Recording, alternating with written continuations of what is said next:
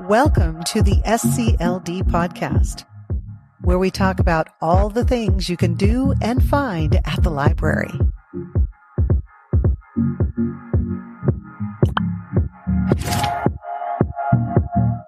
Hello and welcome to the podcast. I'm Erin Dodge from Spokane County Library District. Today I have a special guest, Taffy Hunter with the Spokane Regional Domestic Violence Coalition. And we're here today to talk about a topic that affects our whole community. And we're going to talk about some resources and also some other services that are available through our community partners. And welcome, Taffy. Thank you. I'm glad to be here. Thank you. Now, October is Domestic Violence Awareness Month. And Purple for a Purpose is a project that has to do with awareness. So can you tell us a little bit about that? And Absolutely. Super excited to share with that. So this is our third year in Spokane. So Spokane Regional Domestic Violence Coalition partnered with Stop the Silence 3 years ago in 2021. And we decided that we wanted to change the conversation around domestic violence. We know that in our region, we have the highest rates of domestic violence in Washington state. And that's really concerning. And so it's also hard to talk about, right? Nobody likes to have that conversation. No. So we came together and we thought of a way to bring our community together to participate in a fun, engaging, and community-wide campaign. And we named it Purple for a Purpose. So the whole idea behind that is that businesses support just by providing something purple for the month of October. That's it. Okay. So if they're a restaurant or a coffee stand, they can have like a lavender latte or, yummy, or something like that. We have other businesses who are not food focused. Sometimes they do a purple window display, a donation jar. I mean, it really can be whatever works for that particular business. We don't have a whole lot of rules surrounding that. We do ask that there be a little bit of a donation at the end because we are wanting to help support our work in domestic violence prevention and ending the violence here in Spokane. Right. And then when folks come into the library, they're going to see some Purple for a Purpose things. Can you just share a little? We don't have any, unfortunately, we don't have it here with us, but for sure. So we are super excited that the library district has always partnered with us. And so you guys do a beautiful display for us. We have a purple voters box is what it looks like. That's an opportunity for people to either share their story in writing or write a letter or a note to survivors.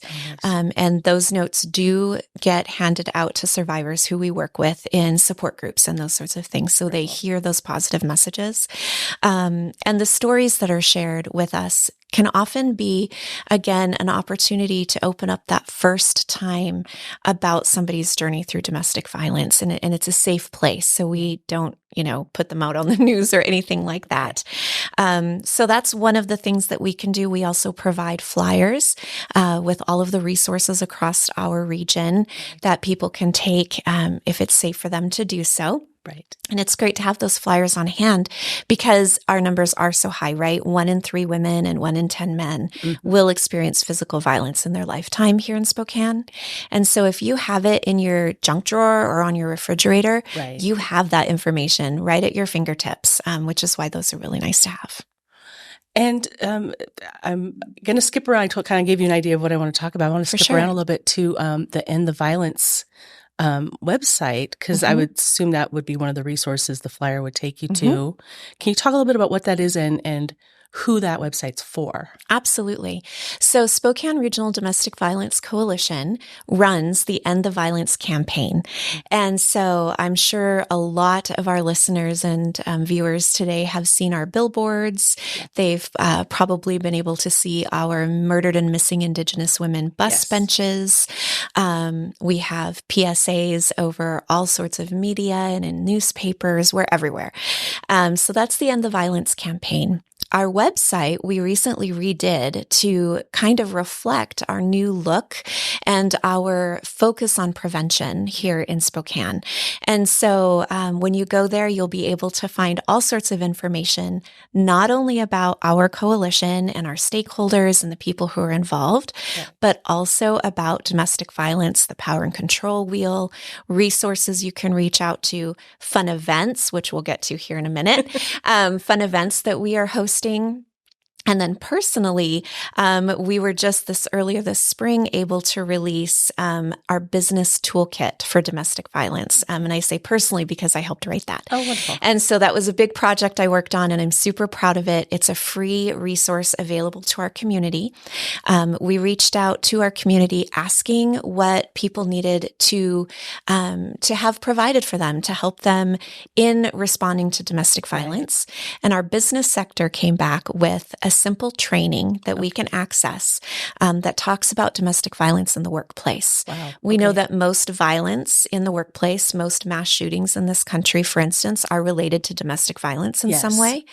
And so, we wrote the toolkit, and you just find the toolkit tab and go there, and you can get a whole training and a certificate at the end that says, hey, good job. Yeah. So we're really proud of that as well. Yes, that's wonderful. And we've been talking about some different things, but can we talk a little bit more about what you do and your role? And you talked a little bit, you helped write the toolkit. Yeah. What else do you do for So I'm the coalition? education and outreach coordinator at the coalition. I am also a survivor, and that gives me a great perspective on things that people might not understand, breaking those myths, breaking some of the stigma around being a victim of domestic violence. Yes. So my job is really to do things like this, podcasts.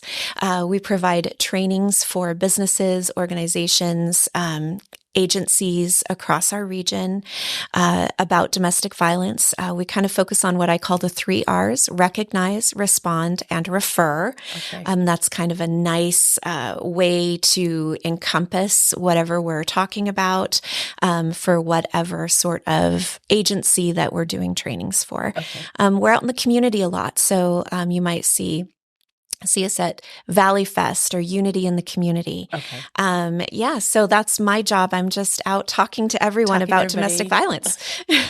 And do you find that people kind of hesitate when they see you or your booth and like, oh, I don't know if I want to go talk about domestic violence? There's various responses. A common response is coming from victims or survivors who are either currently going through their journey or have gone through their journey. Some people really are just looking for an ear, because the best thing that we can respond with is, I believe you. Right. And so if we have a safe space, a safe face, a safe response, then so we have a lot of people coming wanting to share their story, which is just absolutely, I am so honored every time someone shares their story with me. Yes.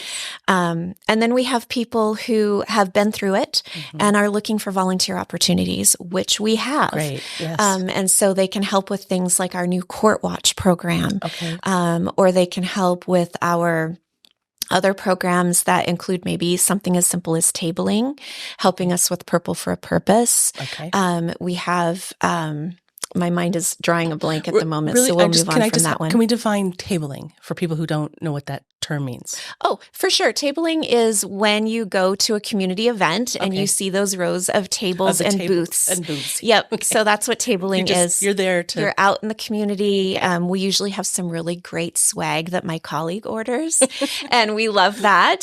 So drop by and say hello. All right, yeah, absolutely. And then responses also from the community can be, we absolutely need to end the violence. Right. And we haven't defined that for the community, right? So some people might think of domestic violence. Some people might think of gun violence. Sure. Others might think of youth or gang violence. Right. All of those can fall under the umbrella of domestic violence. Yeah. And so it gets our community thinking, how can we end the violence? If we can end the violence, what do we need to do to do that? And that's often a question that we have. Great. I mean, not great that you have the question. We want to solve the question. We want to solve the problem, right? Okay. What did you want to talk about something that you brought here today?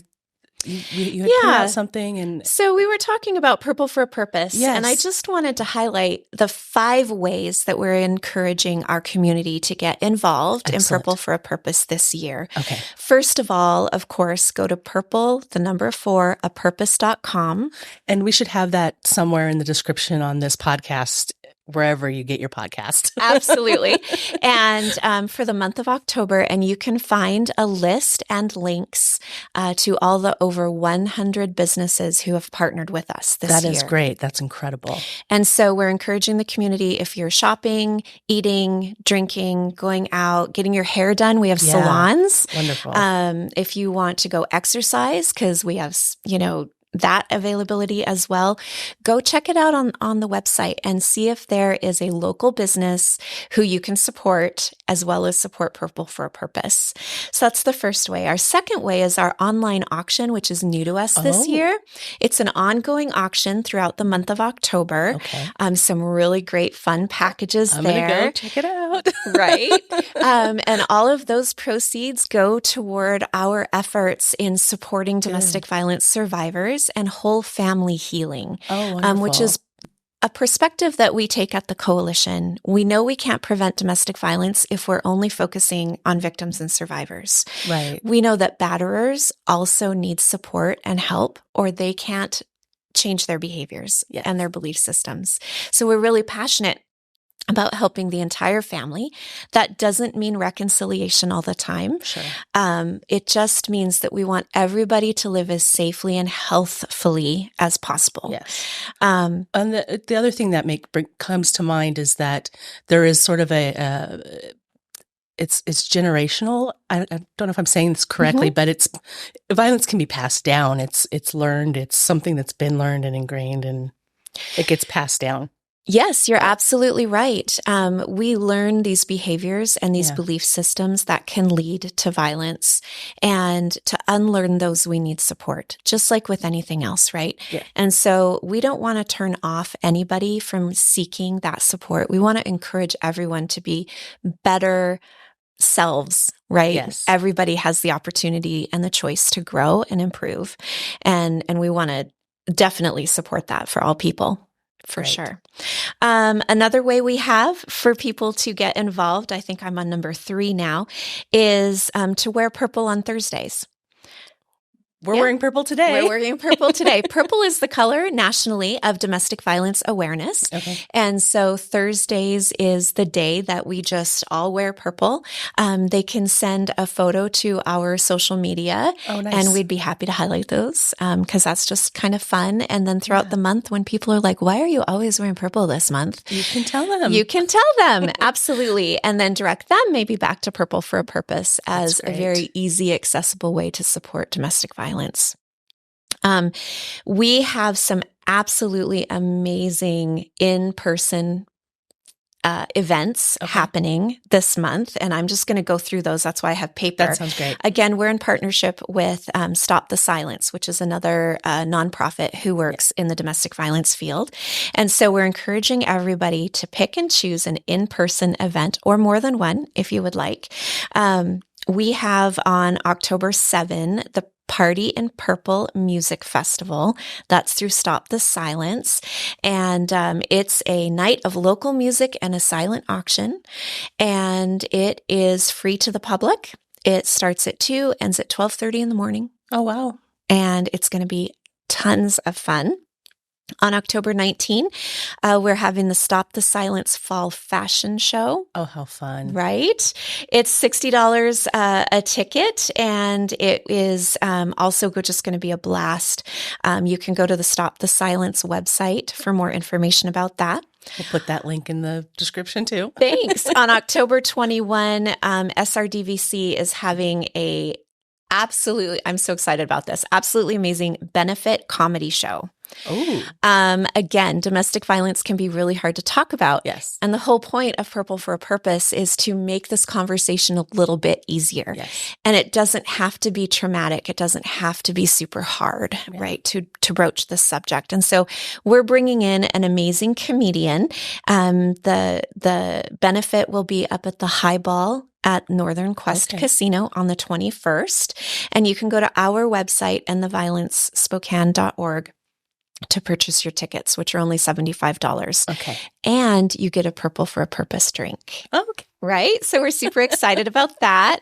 And then the last thing that we have for everybody is just to acknowledge that October 26th is the National Day of Giving for domestic violence survivors. Okay. And so if you're not able to participate in any of these other ways that we've outlined today, we encourage you just to go to our website and make a donation. Those donations allow us to put a survivor into a hotel overnight or give them a gas card. Or allow them to make their way to the courthouse, right? So that they can go through whatever legal processes they have to go through. So that's really, really tangible ways that they can help offer support. Wonderful.